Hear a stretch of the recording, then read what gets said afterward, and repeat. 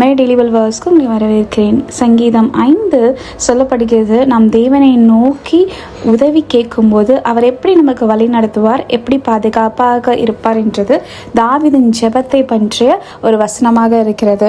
சங்கீதம் 5, கர்த்தாவே என் வார்த்தைகளுக்கு செவிக்கொடும், என் தியானத்தை கவனியும், நான் உம்மிடத்தில் விண்ணப்பம் பண்ணுவேன். என் ராஜாவே, என் தேவனே, என் வேண்டுதலின் சத்தத்தை கேட்டருளும். கர்த்தாவே, காலையிலே என் சத்தத்தை கேட்டருளுவீர். காலையிலே உமக்கு நீரே வந்து ஆயத்தமாகி காத்திருப்பேன். நீர் துர்மார்க்கத்தில் பிரியப்படுகிற தேவன் அல்ல, தீமை உம்மிடத்தில் சேர்வதில்லை. வீம்புக்காரர் உம்முடைய கண்களுக்கு முன்பாக நிலை நிற்க மாட்டார்கள். அக்கிரமக்காரர் யாவரையும் வெறுகிறீர். பொய் பேசுகிறவர்களை அழிப்பீர். இரத்த பிரியனை சூதுள்ள மனுஷனையும் கர்த்தர் அருவருக்கிறீர்.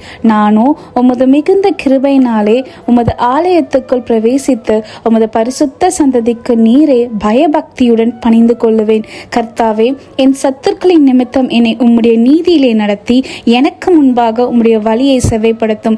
அவர்கள் வாயில் உண்மையில்லை, அவர்கள் உள்ளம் கேடுபாடுள்ளது.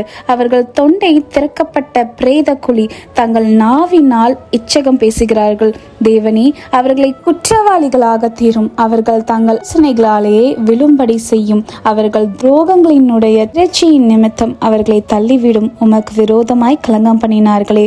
உம்மை நம்புகிறவர்கள் யாவரும் சந்தோஷித்து எந்நாளும் எம்பெரிப்பார்களாக.